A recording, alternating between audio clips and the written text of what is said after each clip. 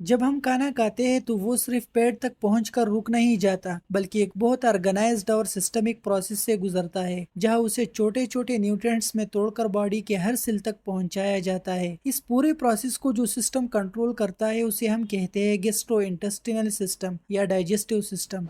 इस लेक्चर में हम गेस्ट्रो इंटेस्टिनल सिस्टम का कंप्लीट ओवरव्यू करेंगे, ताकि आपके माइंड में इस सिस्टम का एक क्लियर रोड मैप बन जाए, जो आगे आने वाले लेक्चर्स को समझने में फाउंडेशन का काम करे।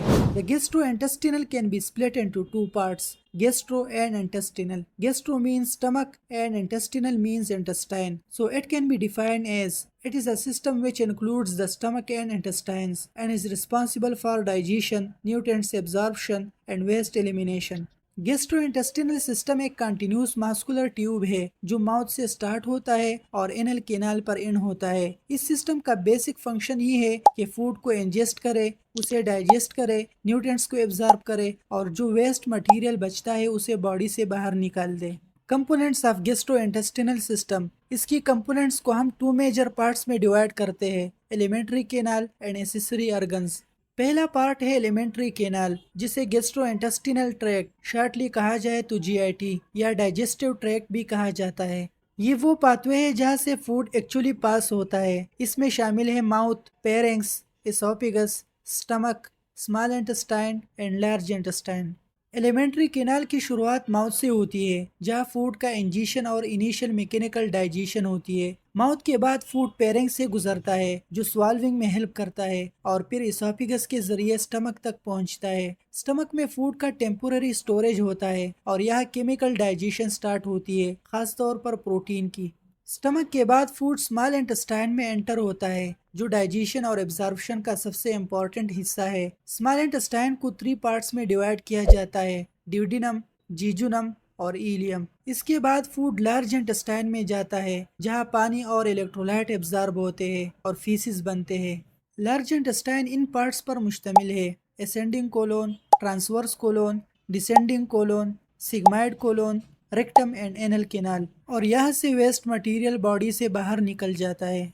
दूसरा पार्ट है एक्सेसरी डाइजेस्टिव ऑर्गन्स। इन ऑर्गन्स में salivary glands, liver, gall bladder और पेंक्रियाज शामिल है। ये ऑर्गन्स डायरेक्टली एलिमेंट्री केनाल का हिस्सा नहीं होते, लेकिन इनकी सिक्रीशन डाइजेशन के लिए बहुत जरूरी होते हैं। मिसाल के तौर पर लीवर बाइल जूस बनाता है, पेंक्रियाज डाइजेस्टिव एंजाइम सिक्रीट करता है और सलाइवरी ग्लैंड फूड को नरम बनाता है।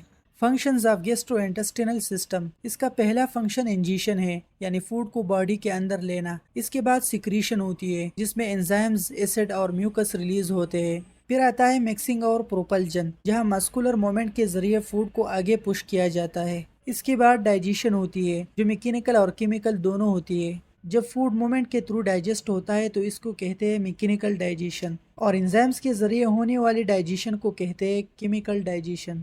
डाइजेशन के बाद सबसे इम्पॉर्टेंट स्टेप एब्जॉर्प्शन है, जहां न्यूट्रिएंट्स ब्लड और लैम्प के जरिए बॉडी की सेल्स तक पहुंचती है। आखिर में होती है डिफिकेशन, जिसमें वेस्ट मटेरियल बॉडी से रिमूव हो जाती है।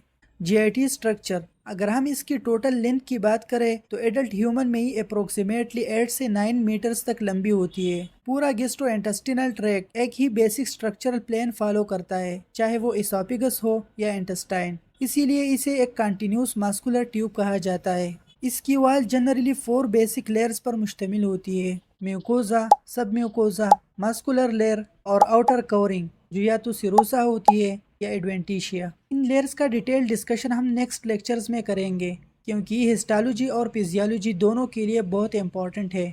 Clinical importance. Ulcer, diarrhoea, constipation, malabsorption syndrome और लीवर या पेंक्रियाज के डिसऑर्डर्स सब इसी सिस्टम से रिलेटेड है। तो ये थी गैस्ट्रोइंटेस्टिनल सिस्टम की ओवरव्यू। नेक्स्ट लेक्चर्स में हम गैस्ट्रोइंटेस्टिनल ट्रैक्ट की हिस्टोलॉजी, फिर स्टेप बाय स्टेप हर ऑर्गन को डिटेल के साथ डिस्कस करेंगे, जिसमें stomach, small intestine, large intestine और एक्सेसरी ऑर्गन सब शामिल होंगे।